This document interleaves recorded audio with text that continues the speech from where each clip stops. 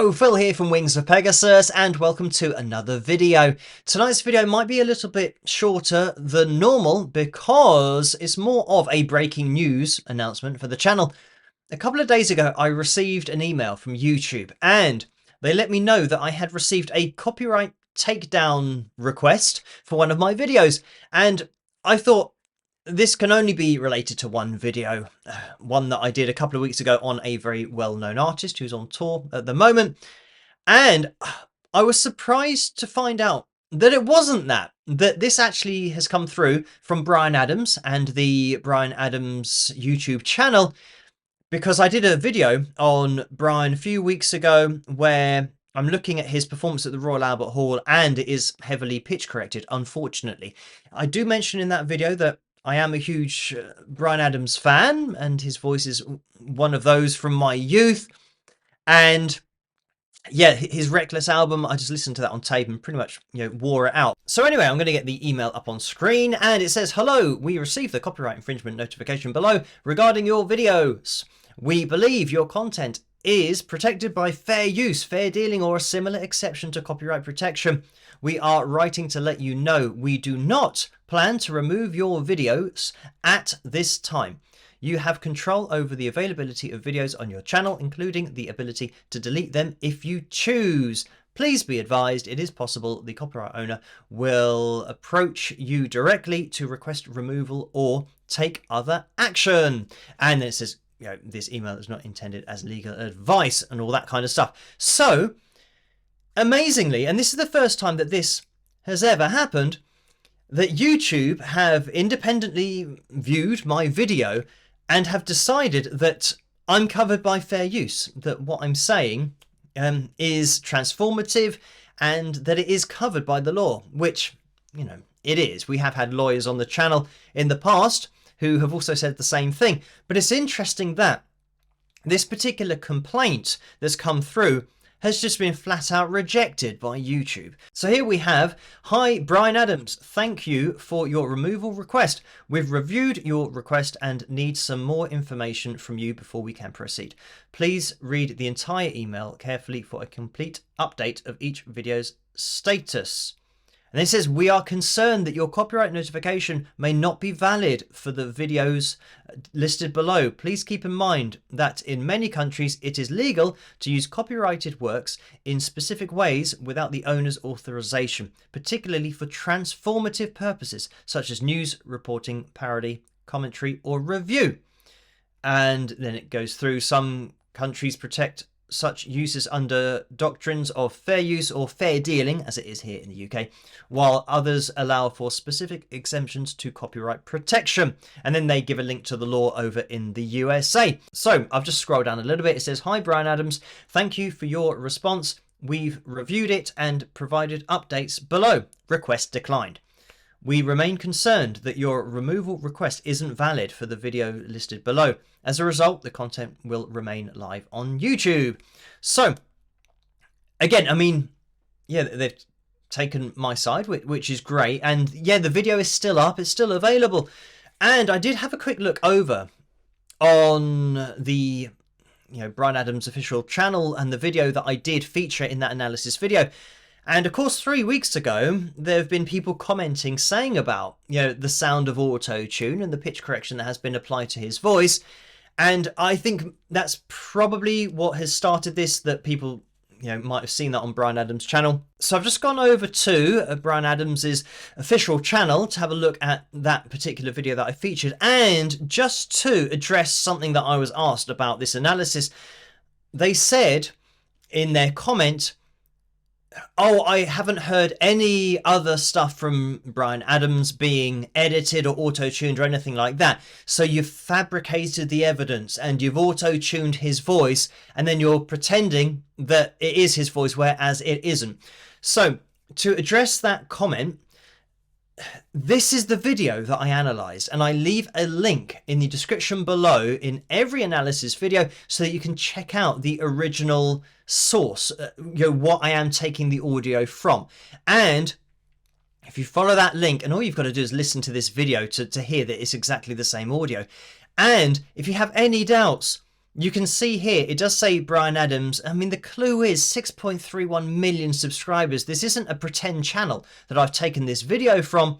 And it even has this little official artist channel. So this is definitely Bryan Adams' channel. This is definitely the video that I have analysed, because I know, because this is where I got it. So I'm just going to scroll down from this video into the comments section, because you can see, I mean, the first comment here. Wow, a real artist that doesn't need auto-tune and can sing live. It says sign live, but can sing live.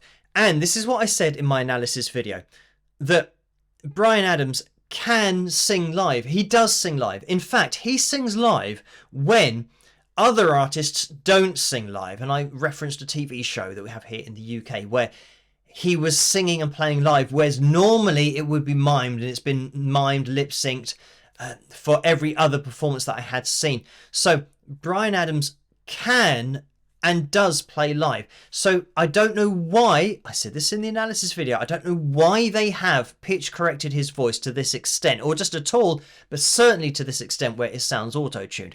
You wouldn't have known if it wasn't for that Pratt's video. I think they're referring to me there. You'd have thought it a great performance. You folk need to A, get a life, B, a job. So again, what I will never understand this kind of argument saying, if you hadn't have known that it wasn't what you thought it was, then you would have thought it was something that it wasn't. It's an obvious statement. Of course, until you know the truth about something, you don't know what it is. And that's why people want to know the truth. So I don't know why you would ever not want to know the truth about something.